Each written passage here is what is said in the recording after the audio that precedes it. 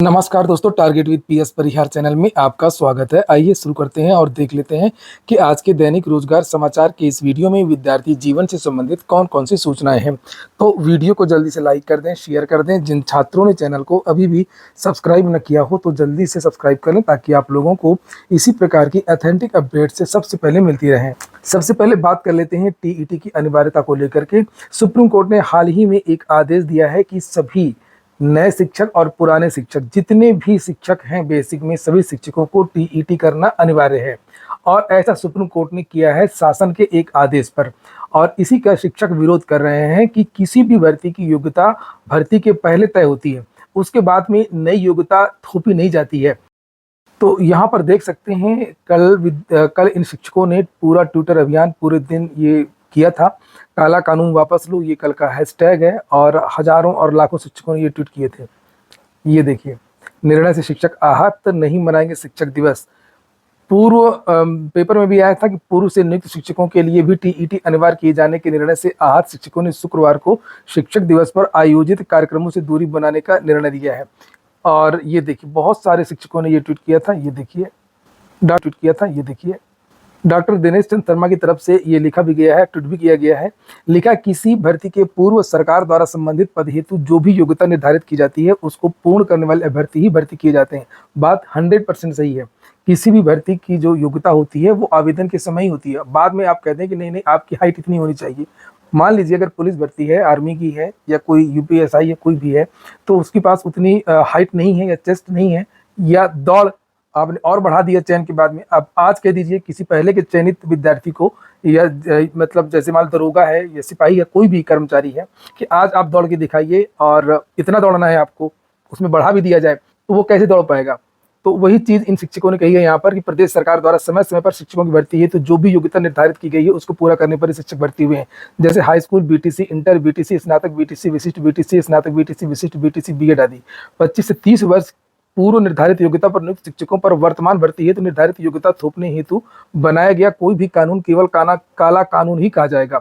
23 अगस्त 2010 की NCTE guideline में संशोधन देश भर के शिक्षकों के साथ छल कपट व धोखा है जिसे देश का शिक्षक सहन नहीं करेगा। हम भारत सरकार से अनुरोध करते हैं कि इस अन्याय के विरुद्ध देश के शिक्षकों को सड़क पर उतरने हेतु मजबूर न किया जाए और भारत सरकार इस काले कानून को वापस लेकर के शिक्षकों के साथ में न्याय करे। तो मामला पदोन्नति का था लेकिन पहुंच गया कहीं और अब ये हो गया है कि कोई भी शिक्षक का जितना पुराना हो अब उसको टीईटी क्वालिफाई करना ही होगा। बिना टीईटी पास शिक्षक नहीं पढ़ा पाएगा। केवल कुछ शिक्षकों को छूट दी गई है जिनकी सेवा केवल 4 या 5 साल बची है, नहीं तो बाकी के जितने भी पुराने शिक्षक हैं सभी शिक्षकों को 2 साल के अंदर टीईटी करना है। तो टीईटी में तो 5 सब्जेक्ट होते हैं और जो शिक्षक हैं वो पिछले 20-25 सालों से केवल अपना विषय पढ़ा रहे हैं। तो अब वो फिर से कैसे मैथ तैयार करेंगे, फिर से कैसे वो दूसरी भाषा तैयार करेंगे, फिर से वो कैसे पर्यावरण वगैरह पढ़ेंगे और एग्जाम देंगे। तो ये बहुत बड़ा झटका है और वास्तव में ये लागू तो नहीं हो पाएगा। कुछ ना कुछ करना पड़ेगा, चाहे वो मामला हालांकि कोर्ट में रिव्यू के लिए डाला गया है और चाहे वो सरकार करे या कोर्ट करे, बिल्कुल गलत है। और अगली जो सूचना है वो सीएम योगी की कल की घोषणा को लेकर के है। शिक्षकों को बड़ा उपहार, अब कैशलेस उपचार, और उसके बारे में लिखा हुआ इसमें कौन कौन लाभान्वित वर्ग है ये देख सकते हैं। ये सुविधा अब मिलेगी प्राथमिक विद्यालयों के शिक्षक, उच्च प्राथमिक विद्यालयों के शिक्षक, अशासकीय सहायता प्राप्त माध्यमिक विद्यालयों के शिक्षक, जो टीजीटी पीजीटी के होते हैं, जो डिग्री कॉलेज होते हैं सहायता प्राप्त, और स्वित्त पोषित विद्यालयों और महाविद्यालयों के शिक्षक, इनको भी कर दिया गया। ये देखिए, शिक्षा मित्रों को भी इसमें कवर किया गया है, अनुदेशकों को भी कवर किया गया है, और रसोईया को सबसे बड़ी बात ये भी है कि इनको तो बहुत कम मानदेय मिलता है। तो ये तो स्वागत योग्य कदम है और इसको लेकर के समाचार पत्रों में भी जानकारी दी गई है।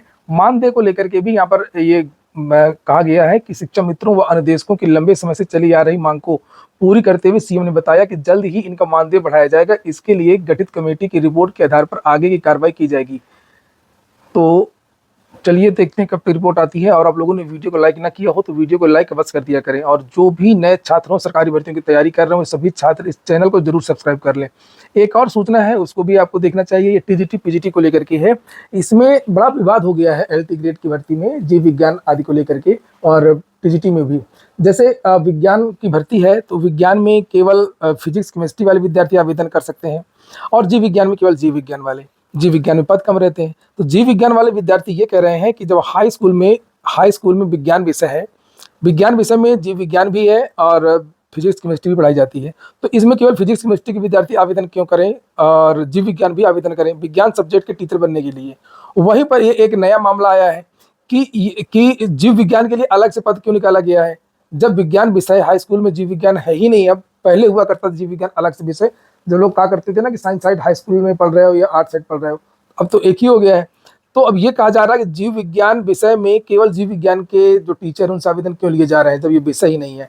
सभी विद्यार्थियों को मौका देना चाहिए था, फिजिक्स हो, केमिस्ट्री हो, बायोलॉजी वाले हों, वनस्पति विज्ञान वाले हों, कोई भी हो। लिखा है इलाहाबाद हाईकोर्ट ने सहायक अध्यापक भर्ती को लेकर के सरकार से जवाब तलब किया है और पूछा कि 1998 की नई राष्ट्रीय शिक्षा नीति के तहत विज्ञान की सभी शाखाओं जीव विज्ञान, भौतिक विज्ञान, रसायन विज्ञान को संयुक्त रूप से विज्ञान विषय घोषित किया गया है। अब हाई स्कूल में केवल विज्ञान है, तो सहायक अध्यापक के लिए जारी विज्ञापन में जीव विज्ञान के लिए अलग से पद क्यों निकाल दिए हैं आप? बात तो सोचने वाली है।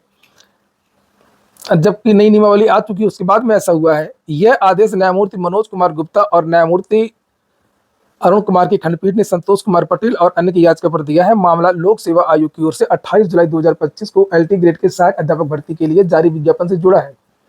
विज्ञापन में सहायक अध्यापक विज्ञान और जीव विज्ञान के पद अलग अलग विज्ञापित किए गए हैं और जीव विज्ञान अब है नहीं विषय।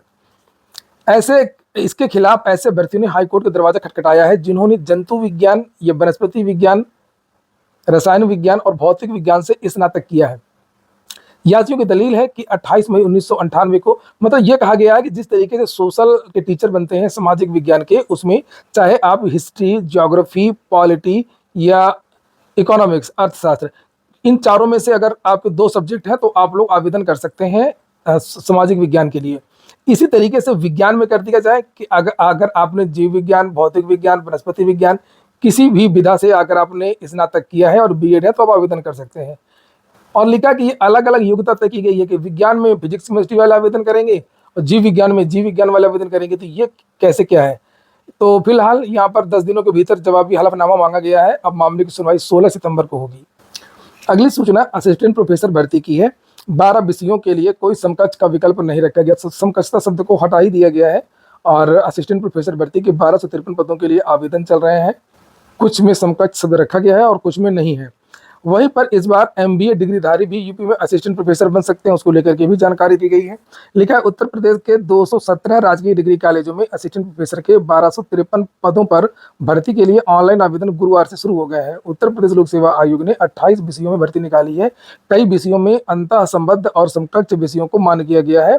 वाणिज्य विषय में व्यावसायिक प्रशासन एवं प्रबंध लेखा शास्त्र एवं सांख्यिकी के साथ ही आर्थिक प्रशासन एवं वित्तीय प्रबंध विषयों को भी मान्य किया गया है। साफ है कि मास्टर ऑफ बिजनेस एडमिनिस्ट्रेशन करने वाले भी वाणिज्य विषय के 157 पदों पर आवेदन कर सकते हैं। वनस्पति विज्ञान में सर्वाधिक समकक्ष विषय मान्य है और असिस्टेंट प्रोफेसर वनस्पति विज्ञान के 79 पदों के लिए plant science, biotechnology, microbiology, plant biotechnology, biochemistry, marine biotechnology, genetics, environment science, life science को मान्य किया है। वहीं पर अगली जो सूचना है वो पीईटी को लेकर के है। पीईटी और आज और कल है। सभी छात्रों को शुभकामनाएं। परीक्षा दें, फिर से कहूँगा समय से पहुँचें। और केवल एक बात मैं कहूँगा सभी विद्यार्थियों से, जो सबसे ज़्यादा ध्यान देने वाली है, कल ही मेरे पास बहुत सारे छात्रों के फ़ोन आए असिस्टेंट प्रोफेसर भर्ती को लेकर के कि सर हमने ओएमआर में हम रजिस्ट्रेशन नंबर भर रहे थे और उसमें एक शब्द की गलती हो गई, उसको हमने काट करके दोबारा उसको सही किया लेकिन हमारा रिजल्ट नहीं आया और पता नहीं शायद कट ऑफ गई थी 59 और उस छात्र का 82 नंबर था, मतलब लगभग 20-21 नंबर कट ऑफ से ज़्यादा था। और कहते कि मेरी कॉपी चेक नहीं हुई, मैं क्या कर सकता हूँ? तो मैंने कहा कुछ नहीं कर सकते, उसमें कुछ नहीं हो सकता है अगर आपने ओएमआर में गलती किया है। तो जो अब आप ओएमआर भरें तो उसमें रजिस्ट्रेशन नंबर, बुकलेट नंबर जो भी है, अपना जो आप गोला काला करते हैं, सब कुछ बहुत सावधानी पूर्वक भरना है। खास तौर से रजिस्ट्रेशन नंबर और रोल नंबर, इनमें कोई भी गड़बड़ी नहीं करना है। अगर आपने गड़बड़ी कर दिया तो कितना भी अच्छा पेपर होगा, आपको कुछ नहीं हो सकता है। और दुनिया की कोई भी कोर्ट, चाहे सुप्रीम कोर्ट हो, चाहे हाई कोर्ट हो, चाहे वो इंटरनेशनल कोर्ट हो, आपको राहत नहीं देगी। तो ओएमआर की गलती में कोई राहत नहीं मिला करती है, मैं आपको आज स्पष्ट बता दूं। तो आप लोग बस केवल ओएमआर में कोई गलती नहीं होनी चाहिए, बहुत सावधानी से आप ओएमआर भरिएगा।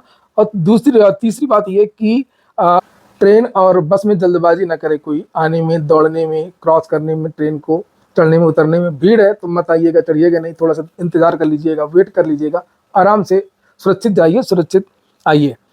और इसमें लिखा है कि उत्तर प्रदेश अधीनस्थ सेवा चयन आयोग आयोजित प्रारंभिक पात्रता परीक्षा 2025 शनिवार और रविवार को होगी। परीक्षा 2 पालियों में सुबह 10 से 12 और दोपहर 3 से 5 बजे के बीच होगी। इसके लिए प्रदेश के 46 जनपदों में 1479 परीक्षा केंद्र बनाए गए हैं। तो तैयारियां पूरी हैं और सीसीटीवी कैमरों के माध्यम से परीक्षा की लाइव मॉनिटरिंग होगी। बहुत सारी वीडियोज भी वायरल हो रहे हैं, बहुत सारी फोटो वायरल हो रही हैं पीईटी की भीड़ को लेकर के, जिसे आप लोग यहाँ पर देख भी सकते हैं। लिखा है 1000 से अधिक बसें और 9 स्पेशल ट्रेन तैयार की गई हैं। बस अड्डों और रेलवे प्लेटफॉर्म पर हेल्प डेस्क और कंट्रोल रूम बनाए गए हैं। स्टेशन पर अतिरिक्त फोर्स की ड्यूटी भी लगाई गई है। अतिरिक्त ट्रेनों का संचालन किया जा रहा है। अगली सूचना दरोगा भर्ती को लेकर के है। दरोगा भर्ती 2021 के रिक्त सीटों पर अतिरिक्त सूची जारी करने की मांग की गई है विद्यार्थियों ने।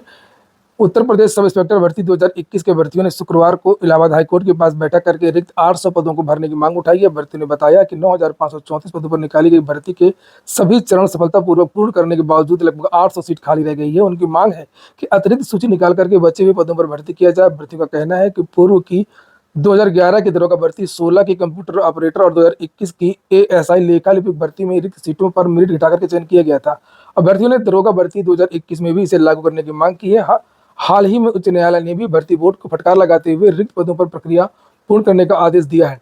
अभ्यर्थियों ने मुख्यमंत्री योगी आदित्यनाथ को पत्र लिख करके रिक्त सीट भरने की मांग की है और चेतावनी दी है कि मांग पूरी न होने पर वो न्यायालय की शरण में जाएंगे।